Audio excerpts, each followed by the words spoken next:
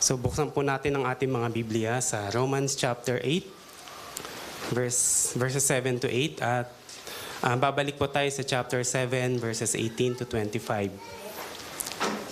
Sa Romans chapter 8, verses 7 to 8. For the mind that is set on the flesh is hostile to God, for it does not submit to God's law. Indeed, it cannot. Those who are in the flesh cannot please God. At dito po sa Romans chapter 7, verses 18 to 25. For I know that nothing good dwells in me, that is, in my flesh. For I have the desire to do what is right, but not the ability to carry it out. For I do not do the good I want, but the evil I do not want is what I keep on doing. Now, if I do what I do not want, it is no longer I who do it, but sin that dwells within me. So I find it to be a law that when I want to do right, evil lies close at hand. For I delight in the law of God in my inner being, but I see in my members another law, waging war against the law of my mind and making me captive to the law of sin that dwells in my members. Wretched man that I am, who will deliver me from this body of death? Thanks be to God through Jesus Christ our Lord. So then, I myself serve the law of God with my mind, but with my flesh I serve the law of sin. Tayo po'y lumapit sa Panginoon sa isang panalangin. Dakilang Diyos na makapangyarihan, banal at mahabagin, salamat sa mga oras na ito. Kami po ay nagpapasalamat sa inyo, nagpapakumbaba sa inyong biyaya, Panginoon, sa saganang habag na ipinagkaloob mo sa amin. Sa hapon na ito, Panginoon, kami ay lumalapit sa inyo. Humihiling na kami ay samahan niyo po sa aming pag-aaral na ito.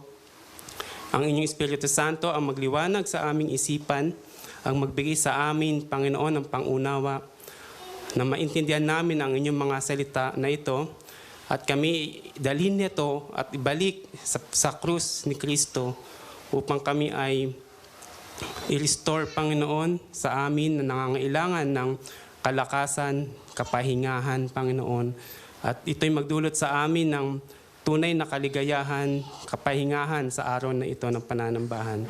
At sa gayon, Panginoon, kayo po lamang ang maitataas, kayo lamang po ang maidadakila sa araw na ito sa aming kalagitnaan.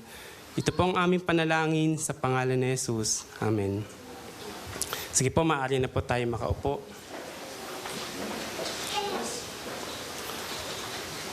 Tayo po ay nasa serye ng ating Confession of Faith, ang 1689 London Baptist Confession of Faith sa chapter 6. Nung nakaraang linggo po ay tinalakay ni Deacon Sam ang paragraph 3 ng chapter 6 ng ating confession. Tinalakay niya po doon ang dalawang Adan.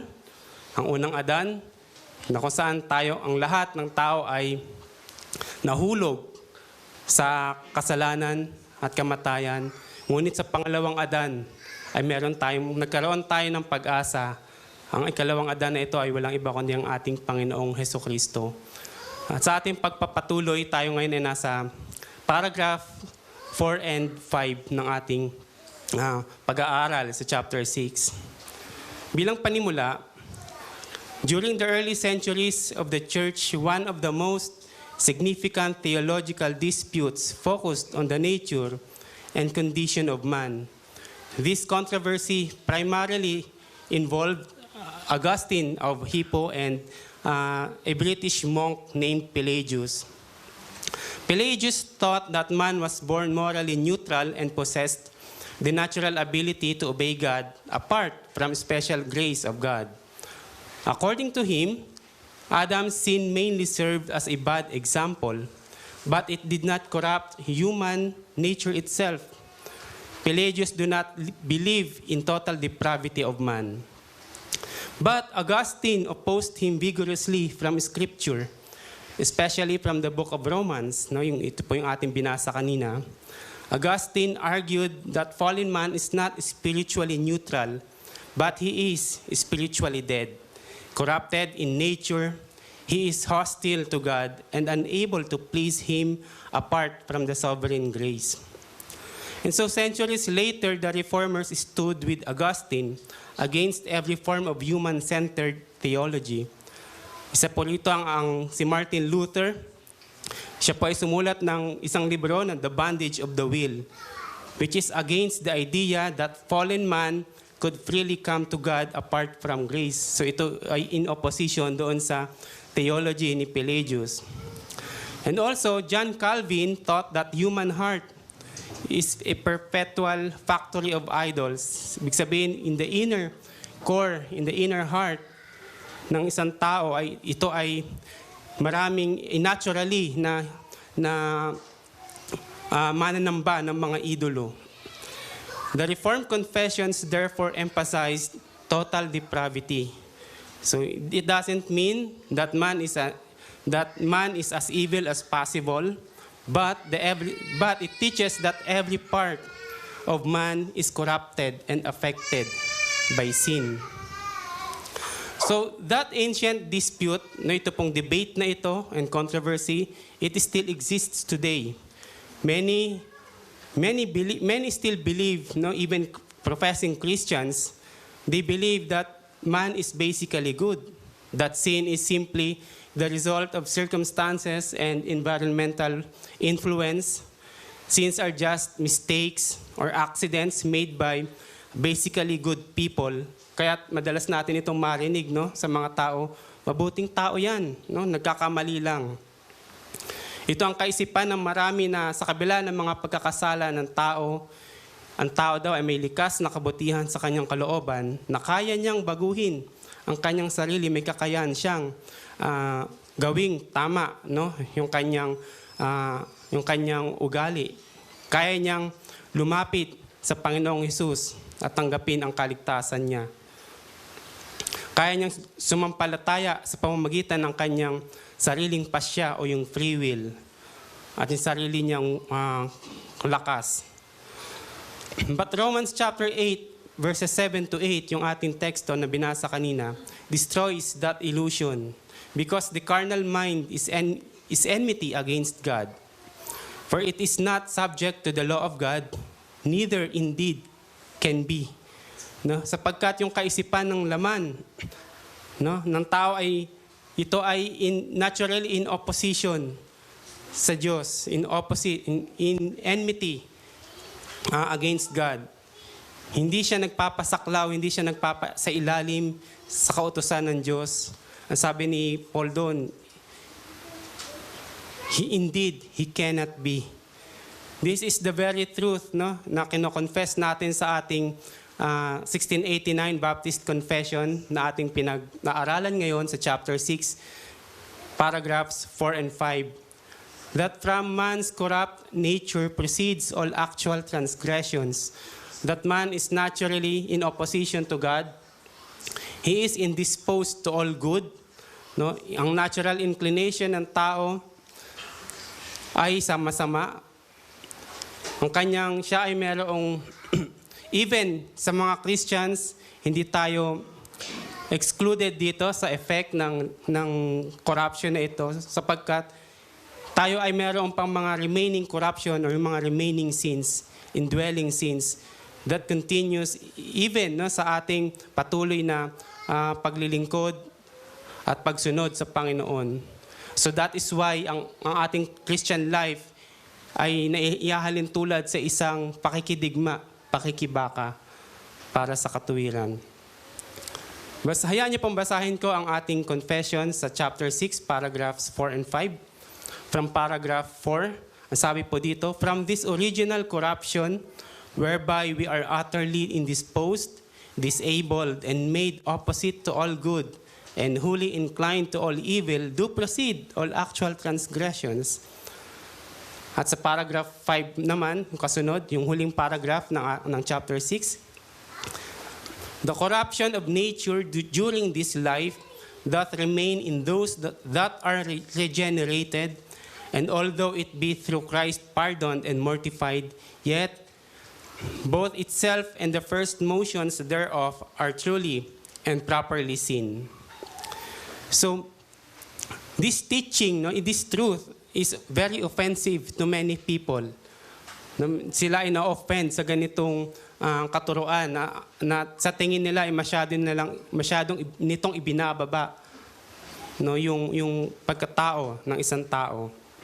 Ito marahil ang dahilan kung bakit maraming umaayaw sa katuruan na ito. Marami ang tinatanggihan nito. Even they oppose or they tinutuligsa nila yung katotohanan na ito. But this hostility, this reaction toward this truth only proves the depravity of their hearts. Our predecessors, no, maraming mga theologians na nauna sa atin like Jonathan Edwards, John Calvin, Martin Luther, and Augustine, lahat sila, they faithfully taught about it and defended this truth. This is what God revealed in the scriptures about man's condition, and we too should remain faithful to God's word. And so as a faithful church, we ought to proclaim and defend this humbling truth that man's greatest problem is not outside him, but within him. Ito po yung pinakamalaking problema, ito yung pinakamalaking issue ng tao, ng sangkatauhan. Hindi po yung problem, hindi po ang government, hindi ang calamities, or anumang mga external issues and problems. The greatest problem ng tao ay yung sarili natin, no? Ang sarili niya. It is within him. The Pelagian and semi-Pelagian teachings exalt human ability and free will beyond its proper place. So masyado nilang itinataas, ini-elevate yung tao. Sa ganitong kaisipan, mas higit na nabibigyan ng credit yung tao kaysa sa Diyos. And that in turn diminishes yung grace, yung work ng Diyos sa kaligtasan ng tao. Kung ang tao ay may kakayanang gumawa ng mabuti o maging mabuti sa harapan ng Diyos, hindi na niya kailangan pa ng biyaya at habag ng Diyos. Hindi na kinailangan pang magkatawang tao ni Kristo. Hindi na kailangan pang maghirap at mamatay ang Panginoon sa krus. Ngunit alam nating hindi ito ang sinasabi ng salita ng Diyos, no, sa binasa natin o sa Romans chapter 8, nasa bandang unahan lang ng binasa natin kanina sa verses 3 and 4. Sabi po dito ni Apostol Pablo, ginawa ng Diyos ang hindi kayang gawin ng kautusan dahil sa kahinaan ng tao. Isinugo niya ang kanyang sariling anak sa anyo ng taong makasalanan upang pawiin ang kasalanan. Sa gayon, hinatulan na niya ang kasalanang umaalipin sa tao. Ginawa ito ng Diyos upang ang itinakda ng kautusan ay matupad sa atin na namumuhay ayon sa Espiritu at hindi ayon sa hilig ng laman. Malinaw na sinasabi ng mga talata na ito na kinailangan ng Diyos na isugo ang kanyang bugtong na anak upang pawiin ang kasalanan. Bakit kailangan itong gawin ng Diyos? Sapagkat hindi ito kayang gawin ng sinumang tao. So, for by works of the law, no human being will be justified in His sight. Walang sino mapapawalang sala sa pamamagitan ng pagsunod. Bakit hindi ito maaari? Bakit walang sino mang mapapawalang sala sa pagsunod sa kautusan? Sapagkat walang sino man ang nakatupad nito. At bakit po walang nakatupad sa kautusan?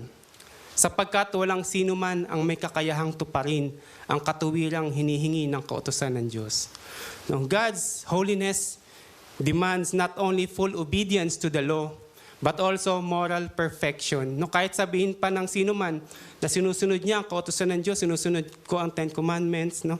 Maingat ko itong ginagawa, yung mga mabubuting gawa, no? Lahat ng yun ay hindi pa rin katanggap-tanggap sa harapan ng Diyos. No, sabi ng salita niya, ito isang maruming basahan lamang sa harapan niya. So sa pamantayang ito ng Diyos, sa ganitong kataas na standard ng Diyos, malinaw yung sinasabi ng Bible, walang sino man ang nakaabot nito. Ito yung itinuturo ng ating confession sa chapter 6 na tinatalakay natin ng ilang linggo na.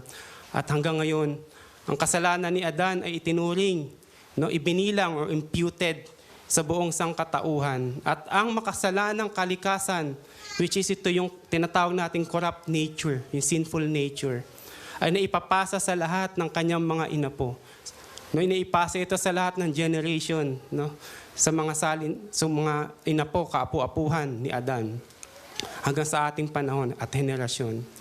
And so because of this fall, we are conceived in sin. Sabi na Haring David, na siya ay sa sinapupunan pa lamang ng kanyang ina, siya na ay makasalanan. Our nature makes us children of wrath. We become servants of sin and subject to death. At sa paragraph 4 na ating binasa kanina sa ating confession, ipinapakita dito yung reality, yung realidad ng kasalanan sa buhay ng tao. Na ang lahat ng pagkakasala ng tao, lahat ng transgressions and rebellion na ginagawa niya ng tao, ng isang tao, ito ay nagmumula sa isang makasalanang kalikasan. Dahil sa corrupt nature na ito, makasalanang kalikasan na ito, ang lahat ay patuloy na nagkakasala. Ito ang dahilan kung bakit mayroong gospel. Ito yung reason nga kung bakit sabi ng talata kanina na binasa natin, ipinadala ng Diyos si Kristo upang pawiin ang kasalanan ng sanglilikha. Sapagkat walang sino man ang may kakayahang gawin ito. Walang sino man ang may kakayahang abutin yung pamantayan, yung kaluwalhatian ng Diyos. Si Kristo lamang yung may kayang magpalaya sa kasalanan at kamatayan doon sa lahat ng mga sumasampalataya sa kanila. Subalit sa kabila ng kalayaan sa kasalanan, ang mga nakipag-isa kay Kristo ay patuloy na nakikibaka sa kasalanan. No? Bagamat yung effect ng corruption, yung effect ng fall and sin and death, hindi lamang yun naapektuhan yung mga wala sa Panginoon, yung mga unregenerate, unconverted. Even sa mga regenerated na, meron pa rin itong presence, meron pa rin itong effect sa kanila. Sa atin, alam po natin ito. Sa Romans chapter 7, verses 18 to 25, ito yung inilalarawan ni Apostol Pablo na buhay ng isang mananampalataya, isang buhay ng patuloy na pakikidigma para sa kabanalan. Ito yung sinasabi sa paragraph 5 ng chapter 6, yung huling paragraph ng ating confession. Ipinapakita na kahit ang mga nakipag-isa na kay Kristo ay meron pa rin nananatiling korupsyon. Even though we have been regenerated as a new creation, we still live in a fallen world and we continue to struggle with the corruption of our sinful nature. So itong ating tatalakayin sa dalawang paragraph na ito ay titingnan natin ito sa dalawang punto. Pangunahing punto una po ay the misery of man's corrupt nature. Ang pagkahulog ni Adan sa kasalanan ay nagdulot sa lahat na magkaroon ng makasalanang kalikasan or sinful, corrupt nature. Ang kalikasang ito, ang bukal, no? Ito yung spring ng lahat ng kasalanan ng tao. At ito ang dahilan kung bakit walang sino man ang may kakayahang abutin ang kaluwalhatian ng Diyos. At sa pangalawang punto, tatalakayin natin yung the believer's warfare with remaining corruption. Kahit sa mga nakipag-isa na kay Kristo, meron pa rin mga remaining corruption, remaining sins. Kaya sila'y patuloy na nakikidigma upang patayin ang mga kasalanang ito hanggang sa kalubusan ng kaligtasan kay Kristo. So sa una pong punto, sa the misery of man's corrupt nature, sa Romans chapter 8 verses 5 to 8, mapapansin po natin dito yung paghahambing ni Apostol Pablo tungkol sa pamumuhay sa laman at pamumuhay sa espiritu. Paul here is describing what it's like to be in the flesh and to be in the spirit. So sa Romans chapter 8 verses 5 hanggang 8, makikita po natin doon yung contrast, yung paghahambing na ipinapakita, ipinapresent ni Apostle Paul. Hayaan niyo pong basahin ko, Romans chapter 8, verse 5.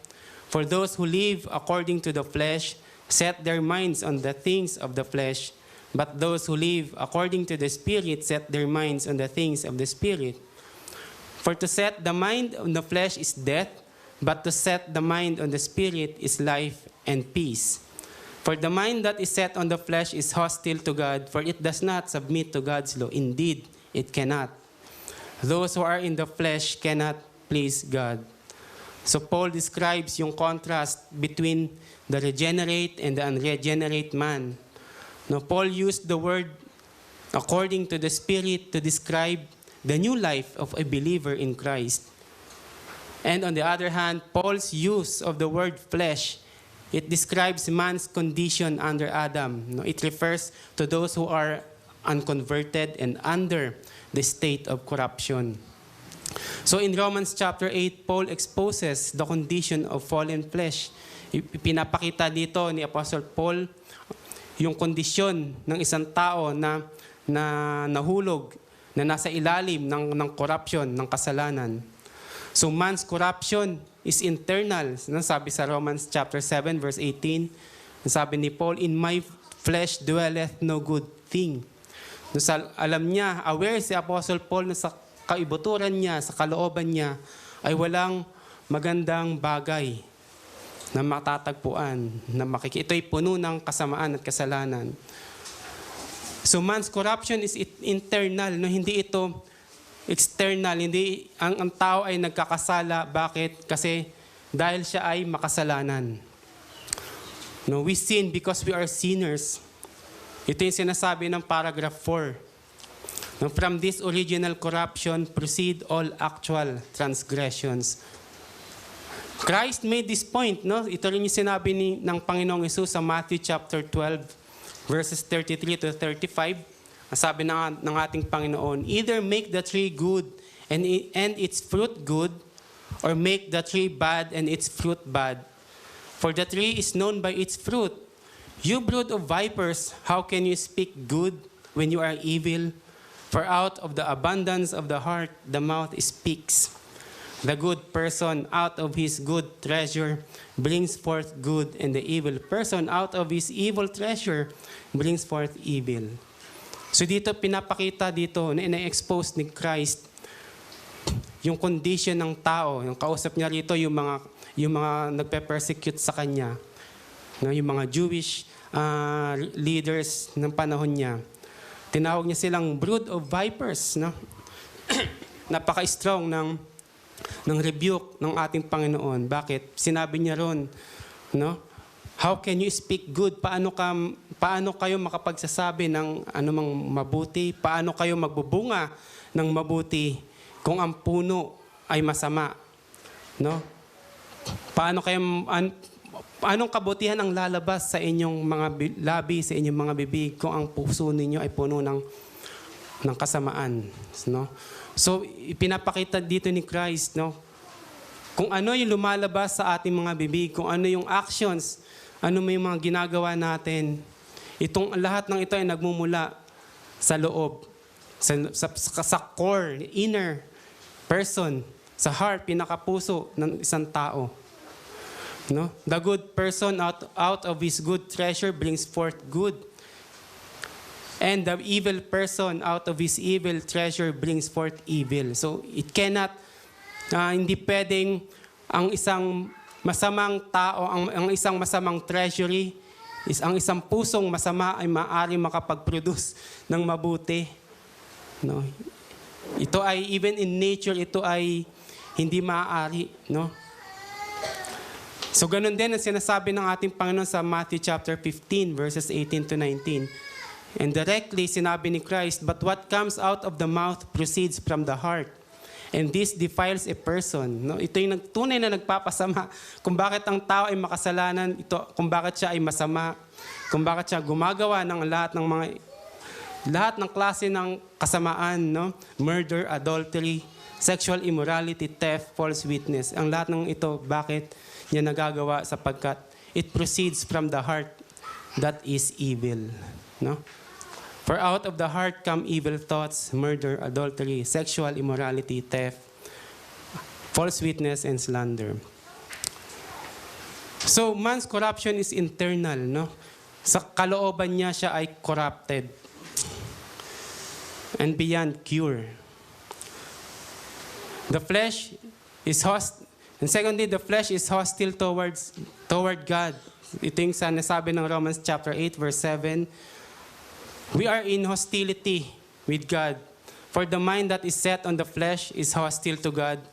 For it does not submit to God's law. Indeed, it cannot. No? It characterizes man's natural enmity with God, yung parang in opposition, yung in short, kaaway tayo ng Panginoon. Hindi ang tao ay naturally, hindi niya kasundo ang anumang bagay patungkol sa Diyos. He doesn't submit to God's law. His inclination is to transgress the law of God. No, yung kanyang pagkiling, no, yung kanyang nais gawin. Kung siya ibibigyan ng choice, kung sumunod ba o magkasala, 10 out of 10 times pipiliin niya, ang inclination niya is magkasala o sumuway sa batas ng Diyos. And if you look at the words Paul used in verse 7, sabi niya, indeed, it cannot. No, merong pagbibigay diin dito si Paul. Paul here emphasizes man's inability to submit to God's law. So ito yung kawalan ng kakayahan. Inability ng isang natural man in his corrupt nature to follow, to obey God's law, and to love God's law. So our confession expounds on man's original corruption. I-define, no? In-elaborate doon sa paragraph 4, ano yung extent ng corruption from this original corruption whereby we are utterly indisposed, disabled, and made opposite to all good and wholly inclined to all evil. So this statement shows how bad this man's corruption is. The confession used the word utterly. No? Ano pong ibig sabihin ng utterly? It means wholly, completely. Ibig sabihin kabuuan, no? Kompleto, ganap. Ganap, no? In this case, it says man is wholly, completely indisposed. He is completely disabled, and he is completely opposite to all good. Ang tao sa kanyang kalikasan ay lubos na walang pagkiling sa mabuti. Lubos na walang kakayahan at lubos na taliwas sa Diyos. He is wholly inclined to all evil. Yung kanyang pagkiling ay tungo lamang sa kasamaan. No? Man in his natural corruption does not want God in his life. And thirdly, the flesh is morally unable to please God. This is sa Romans chapter 8, verse 8. Those who are in the flesh cannot please God. Again, this is ito yung language na nagsasabi, nagpapakita ng inability ng tao. Moral inability to please God. Malinaw na sinasabi dito na lahat ng nasa ilalim ni Adan ay hindi kinalulugdan ng Diyos. No amount of good works, ethical living, even morality can earn God's pleasure, can earn God's approval. Lahat ng mabuting gawa ay hindi nakapagbibigay ng lugod sa Diyos kung ito'y hindi nagmumula sa isang bagong puso na kaloob ng Espiritu Santo. Kung ito ay hindi nagmumula sa pusong binago, sa pusong nagmamahal kay Kristo. So unless you are in Christ, the only response you can expect from God is His displeasure, His ultimate wrath and judgment. So man's natural corruption, no, his complete hostility toward God, his inclination toward evil, and his moral inability to please God together describe the doctrine of total depravity and total inability. No? Sabi nga ni Sam Waldron, no? Man is bad in every part of their being. In every part of their being, he is bad. And they are so bad that they can do nothing good or pleasing to God. So we are so bad. Man is so bad, no, na kahit anong gawin niya, wala siyang pwedeng gawin na makakapagbigay kaluguran sa Diyos. No? Dahil ang nais lang niyang gawin ay lahat ng in opposition sa kabutihan ng Diyos. So, ang pinakamensahe sa unang puntos natin ngayon from paragraph 4. No? Dahil sa kalunos-lunos na kalagayang ito ng mga makasalanan, ay walang sino man ang may kakayahang gumawa ng mabuti at nakalulugod sa Diyos para sa kaligtasan niya. Maliban kung siya'y pagkalooban ng Espiritu ng isang bagong puso at kaloob ng pananampalataya kay Kristo. No, ito'y nagpapakita ng kaligtasan ay tanging sa biyaya lamang ng Diyos sa pamamagitan ng perpektong gawa ni Kristo. So from beginning to end, no, salvation is the work of God. No? Ito yung isa sa pinaka natatanging doctrine, no, ng Reformed theology. Yung monergistic na salvation ng lahat ay sa biyaya lamang ng Diyos. Lahat ay gawa ng Diyos. So sa harapan ng Diyos, wala tayong maipagmamalaki sa Kanya. So as a challenge, if you know that you are still living in sin, in this corrupt nature, if you are still under Adam, kung kayo man ay nakay-Adan pa sa lumang pagkatao, ito po yung challenge ng mensahe ng Panginoon, ng salita ng Diyos sa atin ngayon. Repent and come to Christ and be reconciled to Him. Sapagkat walang iba na maaari makapagligtas sa atin. Kung tayo mananatili sa ilalim ni Adan, isa lamang ang patutunguhan natin. Ito ay walang hanggang kamatayan. So, for the second point, the believer's warfare of remaining corruption. Sa 1689, Confession sa chapter 6, paragraph 5, this corruption of nature during this life doth remain in those that are regenerated. So malinaw no po na ina-affirm na even sa mga, yung kanina, sa unang puntos, ito yung sa lahat ng mga unconverted. No? Ito naman sa ikalawa, patungkol naman doon sa remaining corruption, effect ng corruption sa lahat ng mga converted o mga regenerated, sa lahat ng mga mananampalataya na. So Paul describes the believer's inward conflict in Romans chapter 7, verses 19 to 23. Basahin ko po dito. For I do not do the good I want, but the evil I do not want is what I keep on doing. Now if I do what I do not want, it is no longer I who do it, but sin that dwells within me. So I find to be a law that when I want to do right, evil lies close at hand. For I delight in the law of God in my inner being. But I see in my members another law waging war against the law of my mind and making me captive to the law of sin that dwells in my members. So this is the remaining corruption that is still inactive sa isang regenerate person. Even Christians, alam po natin ito. No, wag po sana tayong magtaka dito na parang si Paul ay may tawag dito, dual personality, gusto kong gawin pero but in fact ito ay common, ito yung totoong nangyayari, yung reality ng isang buhay ng isang mananampalataya. No, yung conflict, inner conflict between yung remaining corruption, indwelling sin, at yung yung new creation.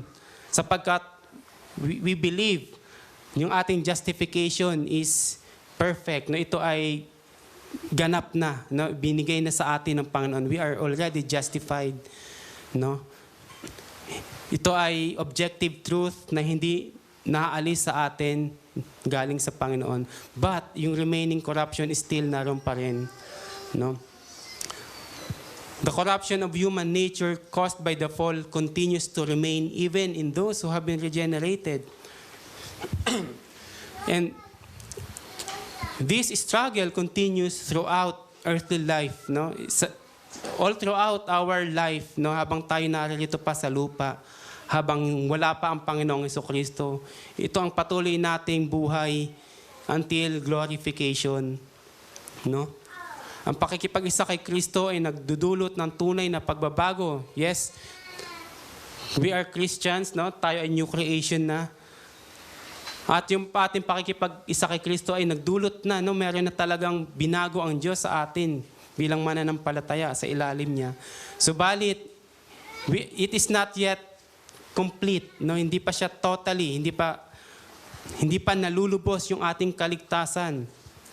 Hindi pa nagaganap ang kalubusan ng kaligtasan na ito hanggat hindi pa bumabalik si Kristo. And so mula sa ating sa ating regeneration, yung ating pakikibaka sa kasalanan, ito ay nagpapatuloy hanggang sa ating entire life, no? Hanggang kamatayan or sa muling pagbabalik ni Kristo kung alin man yung mauna ron. Kaya sa ating lahat, no, sa mga mananampalataya, ito ay totoo, no? Wag nawa tayong panghinaan ng loob na parang bakit ganito ang nararanasan ko? No, nadi-discourage tayo, darating ang point, mapapagod tayo. May time na we just give in, di ba? Mag-give in na lang to sin. Pero kapatid, tandaan natin, hindi tayo nag-iisa, no? Even si Apostle Paul, naranasan niya ito, no? Kung Apostle Paul na mismo ang nagsabi nito, na experience niya. Apostle Paul can sympathize with us. Despite this remaining corruption in believers, we can have comfort that since dominion is broken, no? Ito yung malaking kaibahan natin sa mga unconverted, unregenerated, sa mga wala kay Kristo. Sila, they are unable, no? Hindi nila kayang i-resist ang kasalanan. They are naturally inclined. Pero sa new creation, sa mga bagong tao, no, sa mga ipinanganak na muli kay Kristo, sa mga nasa ilalim na ni Kristo, through the Holy Spirit, sila ay binigyan na ng kakayahan to resist sin, no? To say no to temptation. Nung meron na tayong kakayahan, He enabled us, binigyan tayo ng bagong puso. Ito yung sinasabi ni Apostle Paul sa chapter 8. Although the ruling power of sin has been broken, Christians should be wary of sinful desires and must be weakened and mortified through the work of sanctification. So ito po yung loving na reminder sa atin, yes, sinira na ni Kristo yung dominion ng sin, yung power ng sin sa ating buhay. Pero it is our responsibility that we should be wary of sinful desires. No, yung mga sinful impulses natin, it must be weakened, it must be mortified, no, through the work of sanctification. So, regeneration gives new spiritual life, but believers still long for the day of complete redemption when they will be perfectly united with God in glorification. So until then, sin continues to manifest itself even while the Holy Spirit actively works within believers. So habang hindi pa dumadating yung kaganapan, yung perfection ng ating kaligtasan, ng ating redemption, patuloy na iiral itong mga remaining sins, patuloy na tayo makikidigma rito. Ngunit, tandaan natin, tayo ay may kakayahan na, tayo ay in-empower na ng Espiritu Santo na ito ay labanan at immortify. So yes, the Christian is still can commit sin, maaari pa rin magkasala. A Christian is not sinless, na hindi pa naman siya totally sinless sapagkat because of this remaining corruption and indwelling sins. But let us remember that we are not hopeless. Natandaan natin ito, mga kapatid. Kung sa mga wala kay Kristo, they are hopeless and helpless. Pero sa atin, yes, we are still sinners, but we are not hopeless. No, we have hope in Christ. So, isang magandang paglilinaw din na ipinakita sa ating confession sa paragraph 5, na nabanggit dito,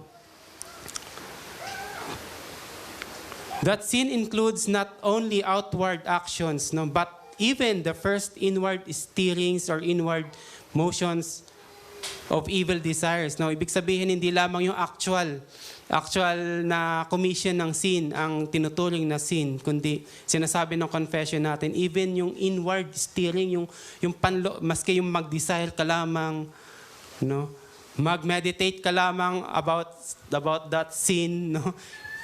Sabi ng confession, it is sin. So the framers of the confession intentionally opposed views that denied that inward lusts or initial sinful inclinations are truly sinful unless the will fully consents to them. So sin includes both outward acts, and inward corrupt desire. So even sa isip mo pa lamang, sa puso mo pa lamang, or desire pa lamang ito, tandaan natin, maski sa puso pa lamang, iniisip pa lang natin, it is already sin. No? So wag nating isipin na hindi ko naman na-commit, no? Hindi ko nagawa, buti na lang. Pero kung sa puso mo you are inclined, no, to commit that sin, it is already sin. If you lust, no, sa isang bagay, sa isang tao, it is already sin. So the Reformed understanding insists that every sinful inclination arising from our corrupt nature is truly sin. It is truly sin, and therefore it needs the cleansing and forgiveness found only in Christ. So dahil dito, mga kapatid, dapat labanan natin, mga Kristiyano, ang tukso sa simula pa lamang at iwasan natin ang maging yung mga bagay na maaaring magbukas ng daan sa kasalanan, even yung mga opportunities na kung saan ikaw ay matetempt, no, kung saan maglilid doon na magkasala ka, no? Kung alam mo yun yung kahinaan mo, ang sabi, yung warning ng ating confession at ng salita ng Diyos, at the early onset and stage, no, we should mortify it. Ang unang pag-usbong ng makasalanang pagnanasa sa puso ay tanda. Ito ay tanda ng natitirang kasalanan. Ito yung realidad na nagpapakita ng realidad. Narito siya, no, yung corruption na ito, remaining sins, narito pa rin. So that is why, no, ito yung loving reminder sa ating lahat. We should be wary. No, we should mortify sin. No? Sabi nga ni John Owen, be killing sin or sin will be killing you. No? Kailangan natin itong patayin or else ito ang papatay sa atin. No? So bilang pinakamensahe sa ikalawang punto, while believers are genuinely renewed by grace, indwelling sin still remains within them in this life. Every expression of that corruption, anumang kapahayagan, expression ng corrupt nature ng tao, whether it is inward desire or outward action, it is sinful and must continually be mortified through the Spirit. So this is the extent of the wretchedness of man's condition. He is helpless and hopeless. No, ang lahat ay saklaw ng corruption, ng kasalanan, walang exemption. No, maging sa atin ng mga mananampalataya na patuloy tayong nakikibaka sa mga remaining sins na ito. Even the great apostle, no, ay hindi exempted dito. Sabi nga ni Apostle Pablo sa verse 24 ng chapter 7, "Wretched man that I am, who will deliver me from this body of death?" So minsan, dumarating tayo sa point na parang nakakapagsabi tayo dito, parang we are hopeless. No? Lagi akong nahuhulog, no? Lagi akong nagkakamali. No? Dumarating sa point na nagdo-doubt na tayo sa ating kaligtasan. No? But Paul knows that in Christ we have hope. God turned his despair to hope. Sa sumunod na talata sa chapter 7 verse 25, sabi ni Apostle Paul, "Thanks be to God through Jesus Christ our Lord. So then, I myself serve the law of God with my mind, but with my flesh I serve the law of sin." At sabi niya sa sumunod na chapter 8 verse 1, "There is therefore now no condemnation for those who are in Christ Jesus. For the law of the Spirit of life has set you free in Christ Jesus for the law of sin and death." So Christ delivered us from condemnation. So ito yung sa Romans chapter 8 verse 1, there is now no condemnation. Wala nang kahatulan sa lahat ng mga nakipag-isa kay Kristo. Our justification in Christ secured our peace with God. Tayo pinawalang sala kay Kristo dahil sa perpektong gawa, dahil sa sakripisyo, no? Sa pagpapahinuhod ng pagpawi ng puot ng Diyos sa pamamagitan ng sakripisyo at kamatayan ni Kristo. Maging yung perpektong katuwiran ni Kristo na siyang tumupad noon on our behalf.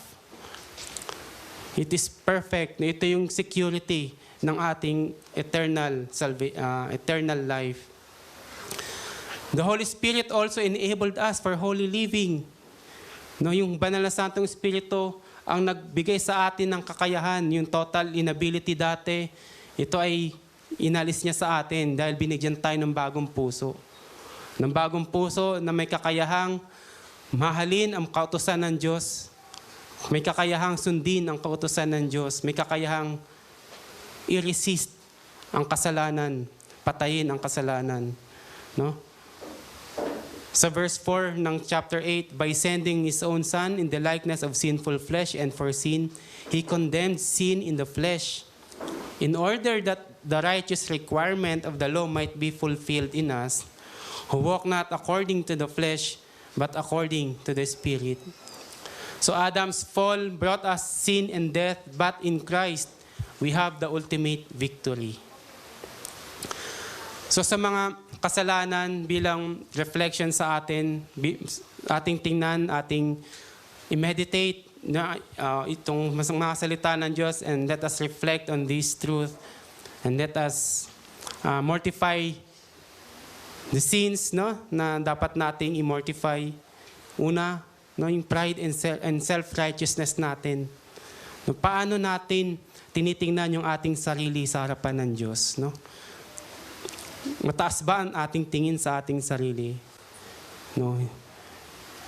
So itong doctrine na ito, total depravity and total inability, yung katotohanan na ito yung nawa magdala sa atin sa krus ni Kristo, magpakumbaba sa harapan niya na aminin natin na hindi natin kaya.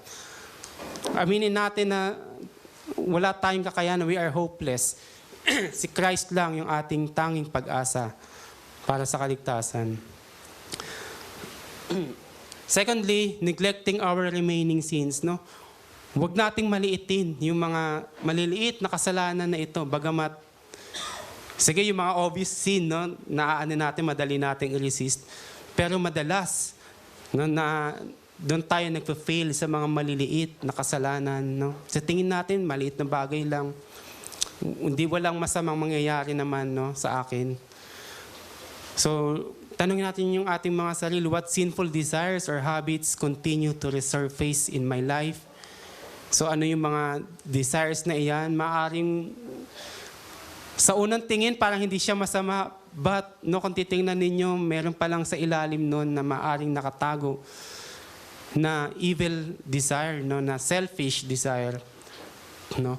In what area am I tolerating small sins instead of putting them to death? No, kung may mga area sa ating buhay na tinatolerate natin yung mga maliliit na kasalanan. No, sabi ni John Owen, let us, kailangan natin patayin, let us mortify these sins. Do I entertain sinful thoughts, lust, bitterness, pride, or envy in their earliest stages? No? And lastly, yun, not taking sin seriously. No? Kung parang ang tingin natin sa kasalanan ay wala lang, parang walang effect sa atin. Tandaan natin, mga kapatid, ang isang mark ng isang tunay na Kristiyano, ito ay nag-grieve sa kasalanan.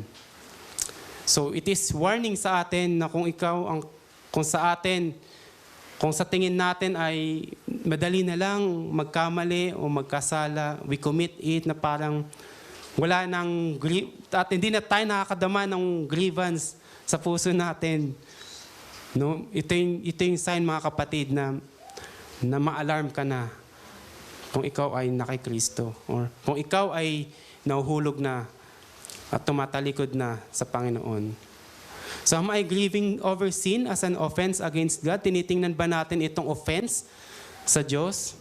Or sometimes, nag-grieve tayo sa sin kasi natatakot tayo sa consequence. Baka mawalan ako ng trabaho o baka magalit sa akin, no, yung asawa ko, no, or kung sino man.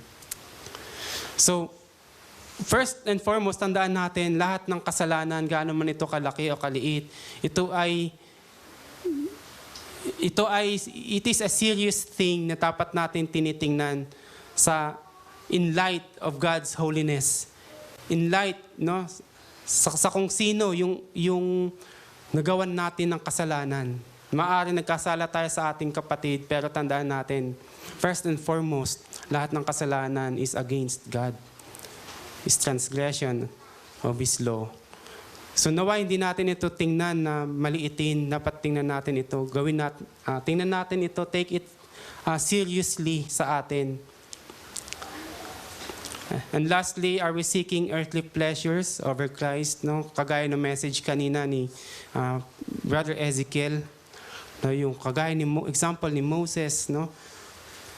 Or na siya ay iniwan niya yung pleasures ng Egypt for the sake of Christ, no? So kung tayo na nandito sa mundo, saan ba tayo nakatingin? Sa earthly pleasures ba? Sa mga earthly things, yung atin bang mindset ay naroon? So, i-check po natin ito. So, bilang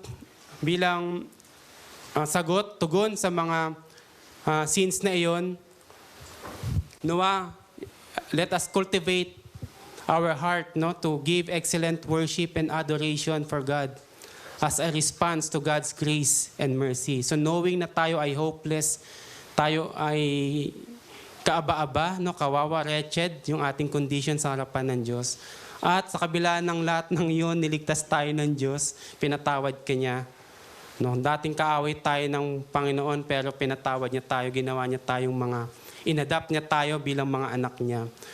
So that's the main reason, no? All the more na tayo ay magbigay ng excellent worship and service and adoration bilang tugon sa kanyang dakilang biyaya at habag sa atin. Secondly, cultivating a lifestyle of repentance, no? Kailangan nating, ito ay napakahalaga yung lifestyle of repentance, sabi ni Apostle John. If we say we have no sin, we deceive ourselves and the truth is not in us.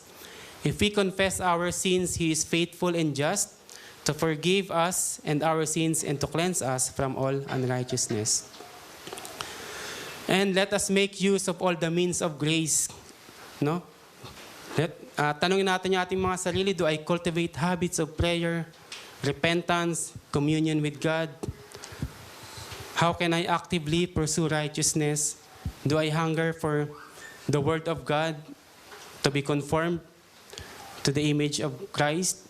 So let us, no, exhaust yung lahat ng means of grace, especially, no, especially sa atin ngayon, no, na if we are kung tayo nasa ilalim ng suffering, kung tayo ay dumaranas ng struggle, if we struggle with sin, if we suffer, no, all the more na gamitin natin yung mga itinakda ng Diyos na means of grace para sa atin. And lastly, setting our mind on eternal things. Am I setting my mind on eternal things and longing for final glorification in Christ? Seeking the pleasures of Christ over temporal pleasures and sin. No? So lahat ng mga bagay ng ito, mga kapatid, ang magbibigay sa atin ang magdadala sa atin tungo sa kaluwalhatian ni Kristo, tungo sa kalubusan, no, ng ating kaligtasan. Ang lahat ng ito ay kaparaanan ng Panginoon na ibinigay niya sa atin, sapagkat alam ng Diyos na sa ating sarili lamang hindi natin kayang may survive ang isang araw, no, dito sa mundo. So the Christian life, bilang pagwawakas, the Christian life is both a continual mortification of sin and a continual cultivation of grace. By the Spirit, believers are called not only to put sin to death, but also to grow in holiness, righteousness, and love for God until the day of full redemption in Christ. Tayo po'y lumapit sa Panginoon sa panalangin. Panginoon, salamat po sa inyong salita, sa inyong dakilang habag sa amin, Panginoon, sa inyong dakilang biyaya, sa pamamagitan ng mga kapahayagan mong ito patungkol sa aming kalagayan, sa kondisyon namin sa inyong harapan. Lord, kami, Panginoon, ay dinala nyo, Panginoon, sa aming mga paanan. You reminded us, Lord, kung saan kami nanggaling, kung ano yung aming kalagayan. At maaring sa mga iba na wala pa sa inyo, na ipakita nyo, Panginoon, ang kanilang kalalagayan. Nawa, sa mga oras na ito, Panginoon, gamitin nyo po ang mga salitang ito na aming narinig at naipahayag sa mga oras na ito bilang instrumento mo, Panginoon, na kami ay pagkalooban ng bagong, sa mga wala pa sa inyo, pagkalooban nyo ng mga bagong puso, Panginoon. Sa pamamagitan ng inyong Espiritu Santo, Lord, sila'y tawagin mo sa pananampalataya. Tawagin mo, Lord, na magkaroon sila ng repentance. Sila'y sumuko sa krus ni Kristo at talikuran ng kanilang kasalanan. At sa amin din, Panginoon, na mga nasa inyo na, Lord, sa amin na mga patuloy na nakikibaka, maaring kami ay napapagod, kami ay pinanghihinaan ng loob, or nagdududa, Panginoon, sa aming kaligtasan. Panginoon, sa inyong biyaya, tulungan mo kami, Panginoon, na palakasin ang aming mga pananampalataya, palakasin, Panginoon, ang aming tiwala sa inyo. Lord, na ilagay namin sa inyong kamay ang lahat ng aming mga alalahanin, ang lahat ng aming pakikibaka. Lord, ito ay para sa aming kabanalan. Ito ay para, Panginoon, sa eternal pleasure, Panginoon, na aming tinatanaw sa inyong muling pagbabalik. Nawa, Lord, ay ang lahat ng ito, Panginoon, ay magbigay sa amin ng kalakasan, magbigay sa amin ng enablement, ng graces, Panginoon, additional grace, Panginoon, sa araw na ito upang patuloy na lumakad sa inyo, patuloy na patayin ang namang kasalanan, patuloy na umasa at magtiwala lamang sa inyong biyaya at sa tinapos na perpektong gawa ng aming Panginoong Hesus. Sa inyo po namin ibinibigay ang lahat ng papuri at lahat ng kaluwalhatian. Kayo po ang mapapurihan sa aming kalagitnaan sa pangalan ni Hesus. Amen.